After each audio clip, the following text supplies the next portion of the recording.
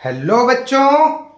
तो बेटा आज बहुत ही बेहतरीन सवाल के साथ बच्चे फिजिक्स के इस वाले सवाल में बहुत परेशान हैं, खासकर 9th और 11th, क्योंकि ये सवाल मैकेनिक्स का है। मैकेनिक्स मतलब समझ गया ना, मोशन वाला चीज।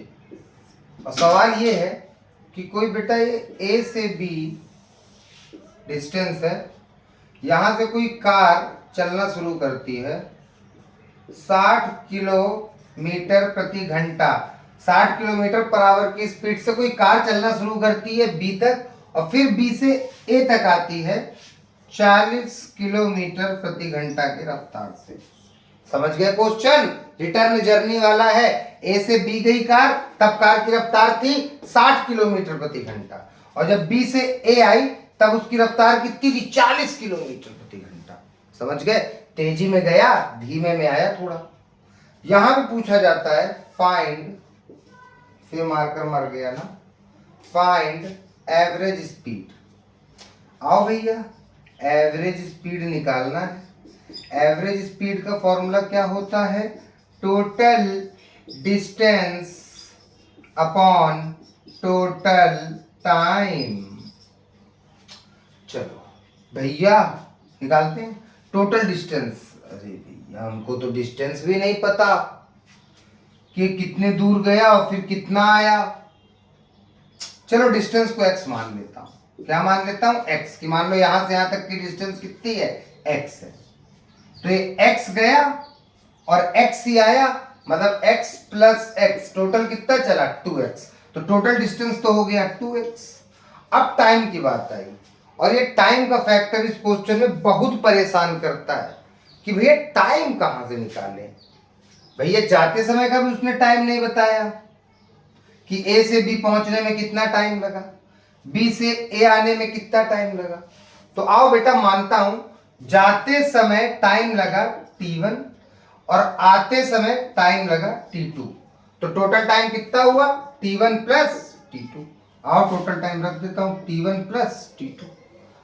अब मुझे बताओ speed is equal to distance upon time. तो यहां से टाइम का फॉर्मूला क्या बनेगा? टाइम यहां गया, स्पीड यहां आया, distance upon speed.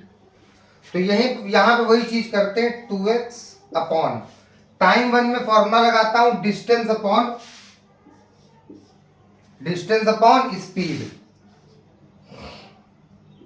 Plus t2 आते समय फॉर्मूला लगाता हूं टाइम का डिस्टेंस अपॉन स्पीड, 2x ऊपर।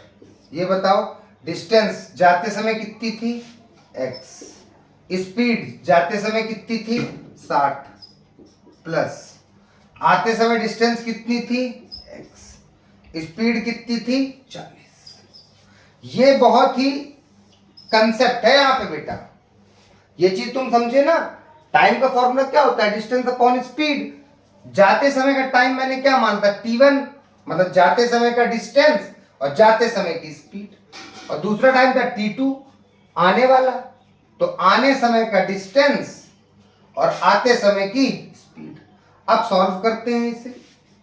40 और 60 का एलसीएम लेते हैं, कितना आएगा? 120। कैमरे पे आ रहा है? हाँ 120। 60 दूनी 120, 2x। 4 तिहाई 12, 3x। यहां पे जुड़ा 3 2 5x अपॉन 120। यहां करते हैं 5x अपॉन 120, यहां बचा, और ऊपर क्या था? 2x।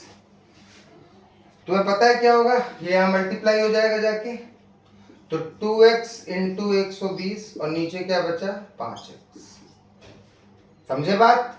x से x मरा, 5 से काटता हूं, 5 दूनी 10, 5 चक्को 20, और ये बचा 24 दूनी 48 किलोमीटर प्रति घंटा एवरेज स्पीड है। समझे पूरा क्वेश्चन? बहुत ही तगड़ा है बेटा ये क्वेश्चन। 9th वाले बच्चे इसमें अटक जाते हैं, उन्हें लगता है ना डिस्टेंस है और ना टाइम है। तो ये जुगाड़ समझो, ये समझे? चलो एक और क्वेश्चन के साथ अगले वीडियो में आता हूं। ठीक, बाय।